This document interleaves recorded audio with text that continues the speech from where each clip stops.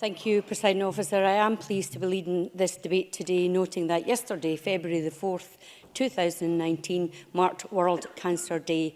And I'd like to thank my colleagues who supported my motion, and I'm looking forward to everybody's contribution. I'd like to thank Cancer Research UK for their media support in both print and social media in the last week, as well as ITV Border in my own South Scotland region for their coverage of my sister's primary breast cancer treatment and recovery journey. Raising awareness was the whole purpose. Cancer is a global subject, possibly too big to cover in the time allocated.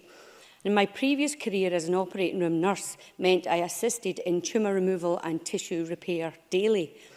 1 in 2 people get cancer in their lifetime, but over the last 40 years, survival rates have doubled, and half the people diagnosed are now surviving cancer, thanks to the great progress made in cancer research.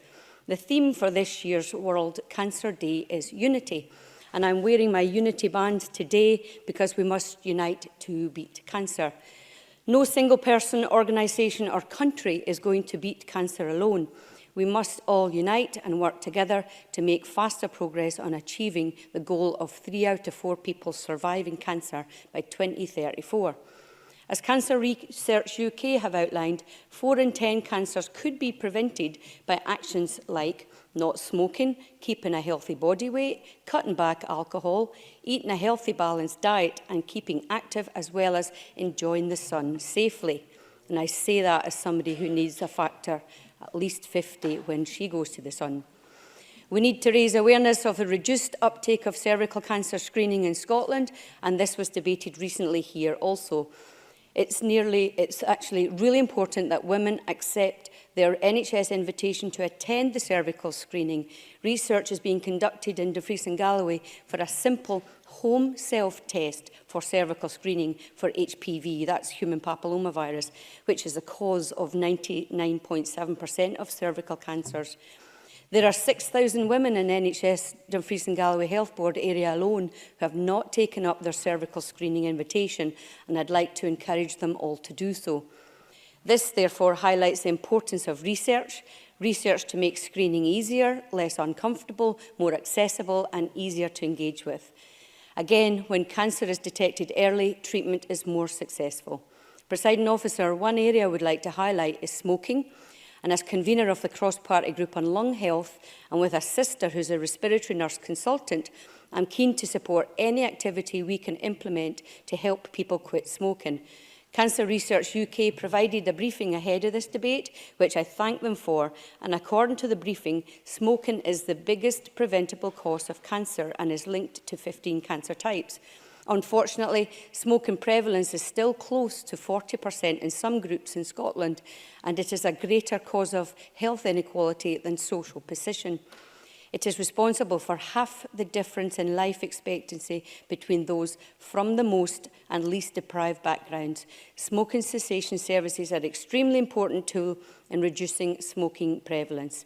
NHS Stop Smoking services are successful in reaching people from communities where we see a lower success rate for quitting smoking. My mum was a smoker for 40 years and she's been able to stop with the help from local NHS Stop Smoking service, and she's achieved non-smoking status for the past 10 years, and that's fantastic. Cancer Research UK is calling on the Scottish Government to ensure local and national levels of investment in Quit Your Way services so that they are maintained for the duration of Scotland's 5-year tobacco control strategy. And I echo these calls. Presiding Officer, last year the Scottish Government published A Healthier Future, backed by £42 million of investment with the aim of improving the health of people of Scotland. It has a particular focus on obesity, which is the second biggest cause of cancer next to smoking in Scotland. Obesity is linked to 13 types of cancer, such as breast and bowel, and some of the hardest to treat, such as pancreatic and esophageal. Pancreatic cancer is particularly difficult to diagnose, and I recognise my colleague Claire Adamson's continued effort to highlight pancreatic cancer, and I'm sure that she will expand more on this in her contribution. It is interesting to note that only 1 in 4 Scots know that being overweight could put them at risk of cancer. That's particularly concerning when we consider that Scotland's level of obesity is among the highest in the UK, and we're among the heaviest nations in Europe.